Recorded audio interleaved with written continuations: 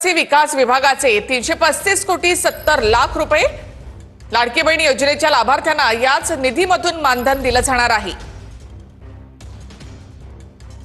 आदिवासी विकास विभागाकडून हे आदेश देण्यात आले। आदिवासी विकास खात्याच्या 3420 कोटींच्या सहाय्यक अनुदानामधूनच हा निधी देण्यात येणार आहे।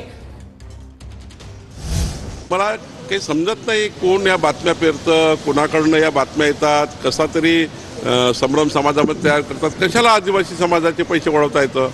लाडक्या बहिणींचे जे योजनेचं बजेट हेड वेगळं आहे, आदिवासी समाजाच्या योजनाचं बजेट हेड वेगळं आहे, सामाजिक न्यायाचं वेगळं आहे। इकडनं तिकडं करता येत नाही।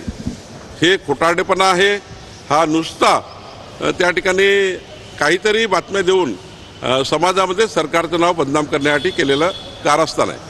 आदिवासी विभागाचा निधी इतरत्र गेला किंवा काय जे याच्यावर जे चिंतन सुरू आहे त्याच्यापेक्षाही आदिवासी विभागाला कुठल्या प्रकारचा निधी पडणार कमी पडणार नाही आणि महायुती सरकार 100% आदिवासी समाज आणि आदिवासी विभागाच्या भक्कमपणे पाठीशी असल्यामुळे मी माझ्या समस्त बांधवांना आवाहन करतो, आश्वासित करतो, देशाचे पंतप्रधान नरेंद्र मोदी यांच्या कल्पनेतून PM जनवन योजना, धरती आबा योजना या योजनेच्या माध्यमातून सर्व आदिवासी समाजाला वेगवेगळ्या योजनेचा लाभ मिळत आहे। योजनेसाठी आदिवासी मंत्रालयाचा जो निधी वळवण्यात आलेला आहे, 35 कोटीपेक्षा जास्त मी तुमच्या चॅनलवर आज सकाळी पाहिलेली ही बातमी आहे। मी ॲक्च्युली माहिती काढायला लावली आहे, कारण का अनेक वेळा असं होतं की जो निधी असतो तो त्या डिपार्टमेंटचा असतो, तो एका स्कीमसाठी त्यामध्ये वळवला जातो। त्यामुळे एक्झॅक्टली 2 डिपार्टमेंटचा इश्यू आहे हा, आदिवासी आणि सोशल जस्टिस